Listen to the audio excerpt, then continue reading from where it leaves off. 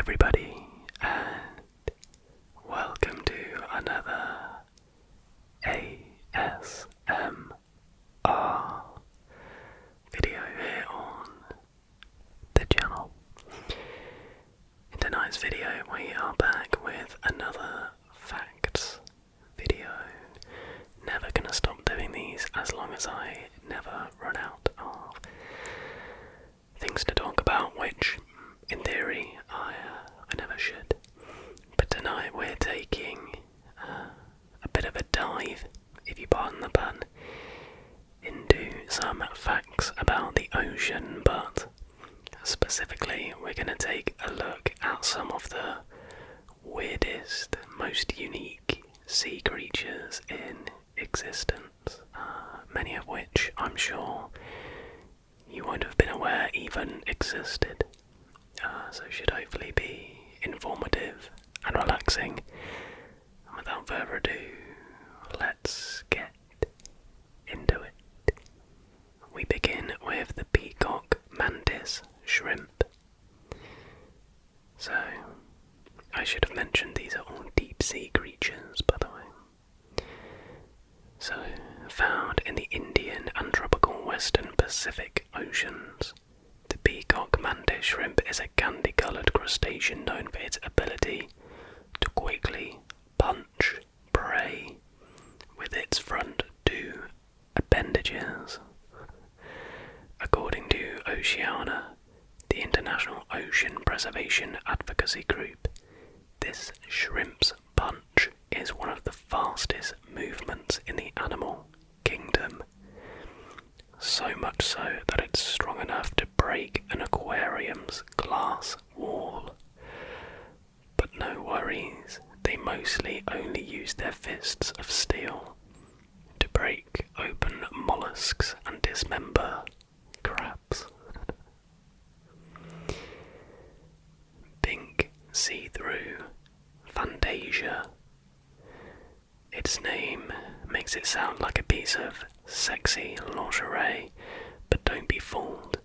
The pink see-through Fantasia is a sea cucumber found about 1.5 miles deep into the Celebes Sea in the western Pacific, east of Borneo. It was only discovered a little over a decade ago, back in 2007. This is obviously an old article, it's nearly 20 years ago now. But the curious sea cucumber has a survival tactic, I'm not cutting that out, that points to its long-time evolution, bioluminescence to ward off predators. The pink see-through Fantasia is named for its transparent skin, through which its mouth, anus and intestines are all visible. Number 3, we have the frogfish. It's so easy to miss the frogfish because these types of anglerfish are nearly identical to their surroundings. Mostly coral reefs, they resemble sponges or algae-covered rocks, and come in pretty much every colour and texture imaginable. Some frogfish even use their camouflage not to hide, but rather to mimic poison sea slugs. No matter their appearance, one thing all species of frogfish have in common is their strange mode of locomotion. Although they can swim, most walk along their pectoral fins, which have evolved into arm-like limbs, including a joint that resembles an elbow. Here we have the ribbon eel, usually seen nestled into burrows around coral reefs. The ribbon eel, sometimes called the leaf-nosed moray eel, lives in Indonesian waters from East Africa to southern Japan, Australia and French Polynesia. The juveniles start out black with a pale yellow strip along the fins, and as they grow, transitions into a bright blue and yellow colouring. These eels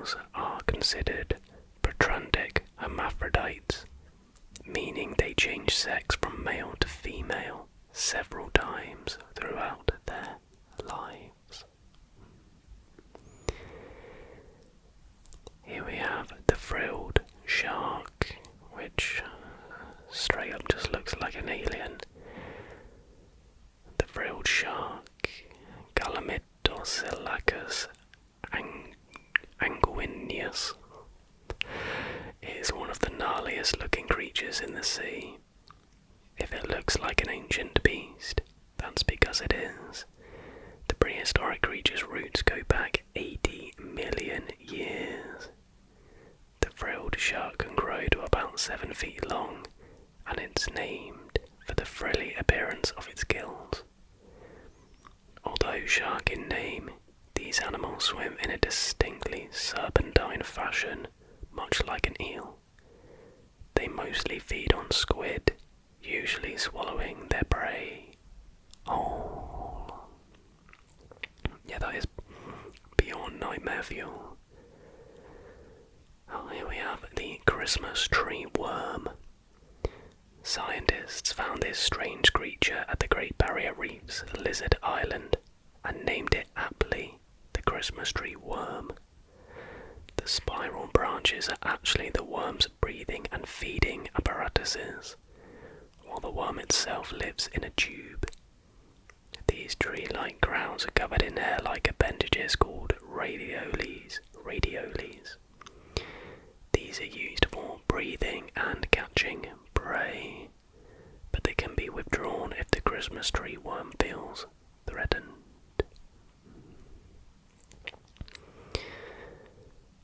The squid worm. Researchers with the sensors of marine zooplankton first discovered the squid worm in 2007 during a cruise in a remotely operated vehicle some 1.8 miles underwater. The funky-looking fish is named for the 10 appendages protruding from its head, which look like tentacles. The squid worm uses these to collect debris falling from the open waters above, known as marine snow. Giant isopod. These guys are native to chilly, deep waters and can grow to be quite large. In 2010, a remotely operated underwater vehicle discovered a giant isopod measuring 2.5 feet. These crustaceans, which sort of resemble a massive woodworm or woodlouse, are carnivores and usually feed on dead animals that fall down from the ocean's surface.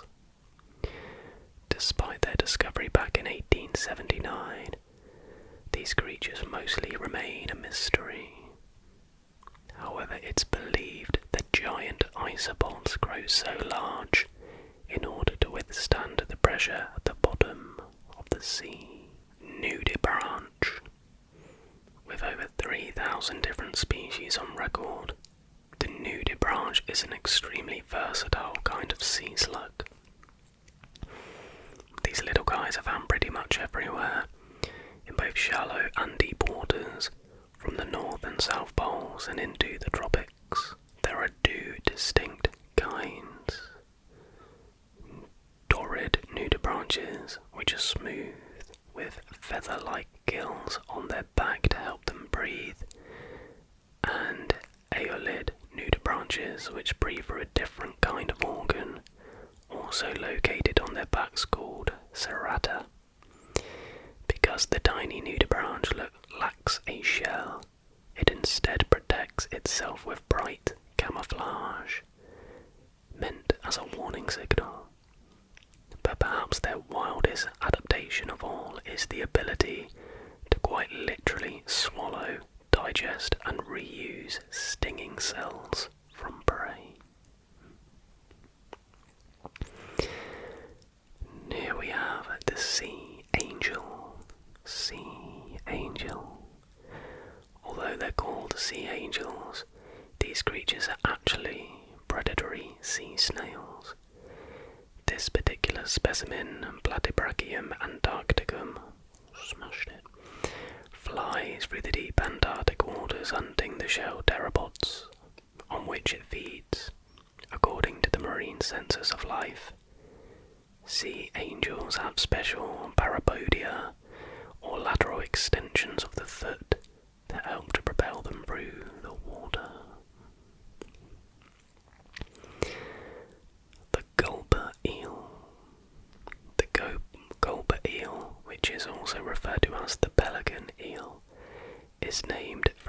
massive mouth and jaw, which helps them to swallow their prey whole.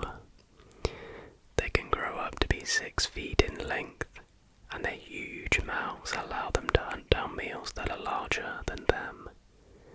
This usually happens when food is scarce. It's believed that gulper eels usually eat crustaceans and other small marine animals. Maris orthocana.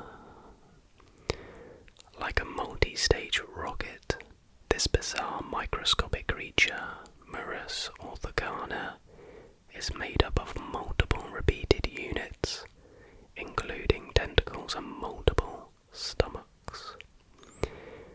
Technically, they are cyanect siphonophores, which are related to the Portuguese man-of-war. Like ants, a colony made up of many individuals has attributes resembling a single organism. Munobis, isopod, a virus, an alien. Nope, it's the Munobis isopod crustacean, or Munopsis, sorry. Oh, it spells it different each time. Is it Munopsis or is it Munopis? I'm just going to say Munopsis. And even scientists haven't figured out more than that about this deep Southern Ocean denizen yet. Isopods are ancient creatures with no backbones that have 7 pairs of legs. On land you might be familiar with their cousin, the bill bug. This is a cool looking guy. The red-lipped batfish. This bizarre looking fish is also known as the Galapagos batfish and can be found at the bottom of the ocean. It's named for its red lips, which make it appear to be wearing lipstick. Although the red-lipped batfish appears to have legs, its limb-like appendages are actually fins, which the creature uses to stand on and to check out its surroundings. Bioluminescent octopus. One of the few known octopods known to use bioluminescence. The Starodoithis citernsis octopus lives about 1 mile deep in the Gulf of Maine. It can position its photophores, which are light-emitting organs, to fool prey into swimming right into its mouth. Here we have flamingo tongue snail.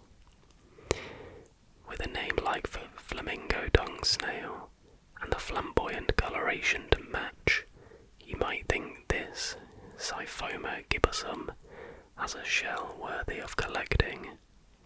Not so. All of the flamingo tongue snail's colour comes from the soft parts of its body, which envelop its shell. When threatened, it can retract its mantle flaps, exposing its true shell. Vampire squid. Strangely enough, this form of sea life is neither a squid nor an octopus despite its appearance. Scientists have designated the vampire squid as a completely separate animal, even though it has 8 arms and 2 tentacles. Again, the name can be confounding. These creatures don't suck blood and actually are pretty passive hunters, considering they're filter feeders. Instead, the name comes from the skin between its arms, which resembles a cape. Oh yeah, and this little dude lives in the pitch black waters of the Mesopelagic zone. Coffin fish. Coffin fish. Also known as the sea toad. These deep water fishes are relatives of the frogfish. These creatures have a small ear protruding from a depression between their eyes. coffin fish use it to lure prey toward them. And because there is so little light at the depths where they live, it allows them to quickly attack. According to Smithsonian Magazine, these fish also boast such sizable gills that they can increase their body volume by up to 30% upon inhaling a significant amount of water. That would be the equivalent of a human inflating their lungs to become the size of their full abdomen. Not exactly possible. Oh my gosh, this is a cool looking thing. It looks like a Pokemon. Oh, maybe this is what it... Oh, there is a Pokemon that looks like this, and I can't think of the name of it. The leafy sea dragon, found along the southwestern coast of Australia. The leafy sea dragon, Ficodorus equus, uses its fins not only to propel itself through the water, but as camouflage to resemble a piece of drifting seaweed. Because they have pretty big heads compared to the rest of their body, leafy sea dragons are able to concentrate pressure at their mouth to suck in prey. Similar to seahorses and pipefishes, the males carry around fertilized eggs, but without a special pouch. The leafy sea dragon carries the eggs beneath its tail. This thing is genuinely one of my favourite creatures to have ever existed. Simply because in my friend group we used to tease our friend for looking like one of these, and everyone probably knows someone who looks slightly like one. It is, of course, the blobfish. I mean, just look at that. Scientists call this fish Cycroleutis microboros, but also more directly, fathead. Smithsonian Magazine even notes that the weird-looking creature is largely considered the world's ugliest animal. I wouldn't say it's ugly, it's sort of like a smushed adipose from Doctor Who. I think ugly is a bit harsh. To be fair, in this picture it looks like it's just been called ugly and it's upset. But the blobfish is a pretty incredible sea dweller, surviving at depths in excess of 4,000 feet, where the pressure is 120 times higher than at the surface. And here's the thing, the blobfish is only actually ugly when it's brought up to the surface. Most fish have a swim bladder or a sac of air inside its body to keep buoyant. When fish are removed from their typical environments, these sacs swell up, leading to the innards pushing out through the mouth. Technically, we only think of the blobfish as ugly when it's dead, so maybe think twice before pointing and laughing. I love them, they're so good. Right, testing my pronunciation yet again, we have a Crossota norvegica jellyfish. Known for its vibrant red colouring, the Crossota norvegica is a kind of jellyfish collected from the deep Arctic Canada basin. It lives about 2,500 meters beneath the surface and uses ectodermal cells with nematocysts to sting prey. Lord knows what that means. It's not exactly clear what these creatures feed on, but it's most likely a combination of zooplankton and phytoplankton. Here we have the Yeti crab. This furry clawed crab looks so unusual that when scientists found it 5,000 feet deep on a hydrothermal vent south of Easter Island, they designated it not only a new genus, Kiwa, but a new family, Kiwidae, both named for the myth process of shellfish. It's likely blind and may use bacteria in its furry claws to detoxify its food. It's kind of cuddly. I just want to give it a little hug. Jawfish. Let's state the obvious. This thing looks like it's throwing up. But what you're actually seeing is the strange mating process of the jawfish, a species native to coral reefs in the Caribbean Sea and Western Atlantic. Beyond using their jaws to scoop up sand, the males also use their huge mouths to carry eggs until they hatch. Still, other times their mouths are like weapons, used in jousting matches. The jawfish truly puts its money where its mouth is.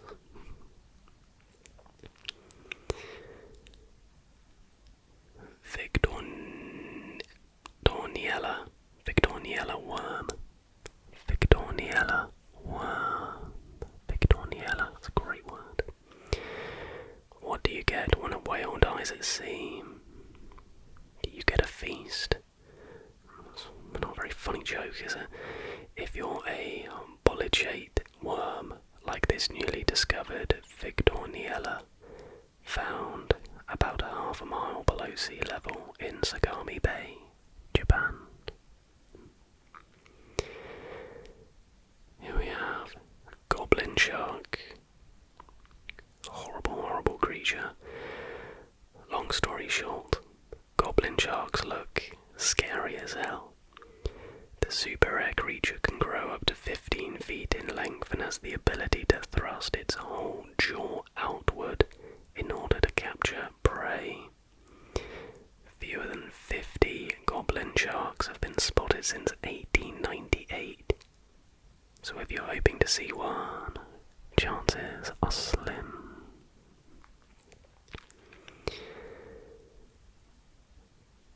Here we have the biconid sea spider, found in the Antarctic. This male biconid spider bears its own eggs.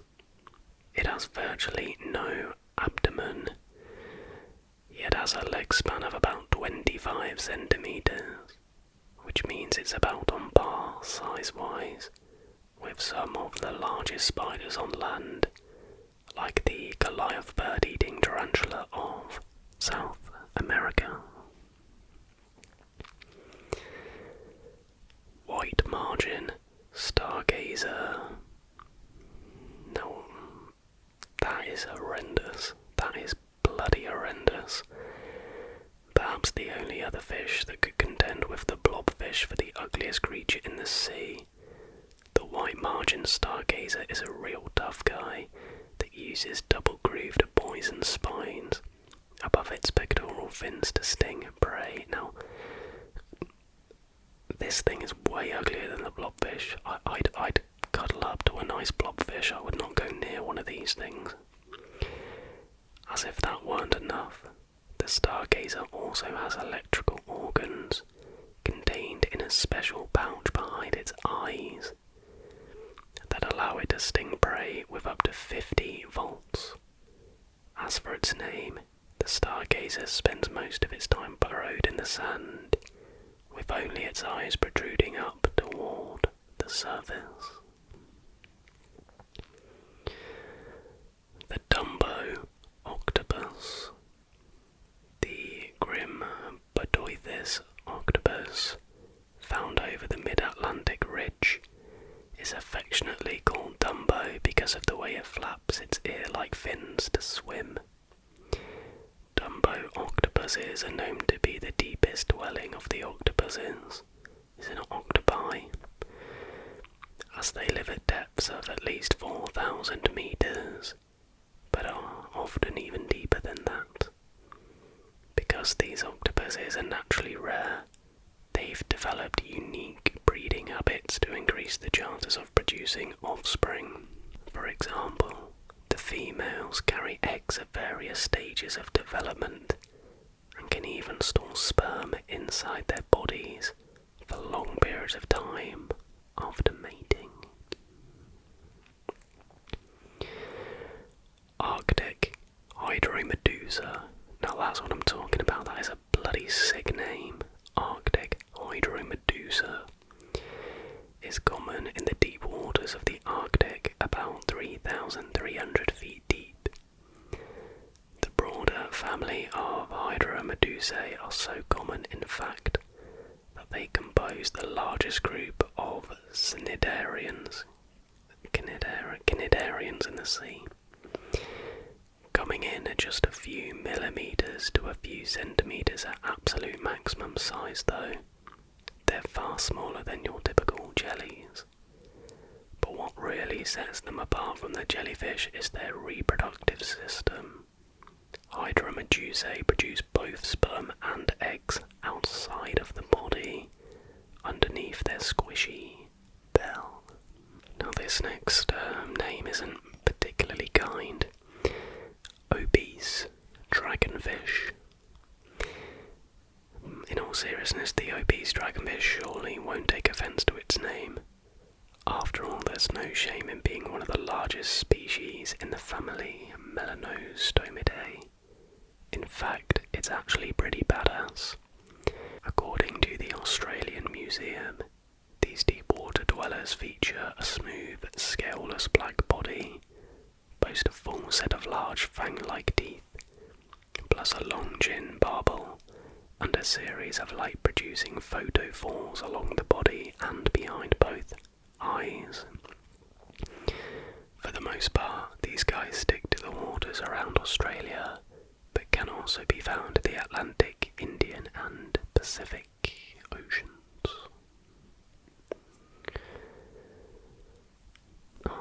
Here we have a red-spotted Blenny. Red-spotted Blenny. These algae-munching fish are mostly known to be peaceful, but when it comes to other members of their species, or at least those who aren't their own mates, the red-spotted Blenny can be hostile, especially if kept in a tank. Just like tangs, they sometimes bite or full-on attack other nearby red-spotted Blenny fish. They even take nibbles at corals and clams at times. Their native habitats are along coral reefs in the Pacific and Indian Oceans. Japanese spider crabs. I hate these things. These giant crabs are, as their name indicates, native to Japan, and are considered delicacies throughout the country. These guys can grow to be up to 12 feet long, and they are not picky eaters. In fact, the Japanese spider crab is believed to favour eating the bodies of other marine animals, because it means they don't have to kill anything themselves. And we're going to finish with an obscure one left on this list. Let's go with... Oh my gosh, I think I've just been baited by an ad. No. Well, I'm building too much suspense here, and there's going to be too much expectation on the last one. We're going to go with... Oh, let's go with... Oh. Let's go with this thing. Pretty ugly, but whatever floats your boat. The parrotfish, ranging from about 1 foot to 4 feet in length. There are approximately 80 different species of parrotfish in an array of colours, scattered across coral reefs around the world. Their name comes from the fused teeth at the front of their mouth, which resembles a beak. Incredibly, their scales are so tough that in some cases, even spears can't pierce through them. And that, my friends, was some weird and wonderful creatures that dwell in our oceans. It's kind of freaky to think all that stuff lives on the same planet as us, and like the whole debate is if aliens are real, like, can they be any weirder than the stuff that lives in the ocean solution, because some of this stuff is, like I said, literally pure nightmare fuel. But interesting nonetheless, and yeah, it's just insane, really. I'm waffling. Let's end the video. I really hope you did enjoy. If you did enjoy and you're able to, and you're not too sleepy, then please give this video a like. And if you're new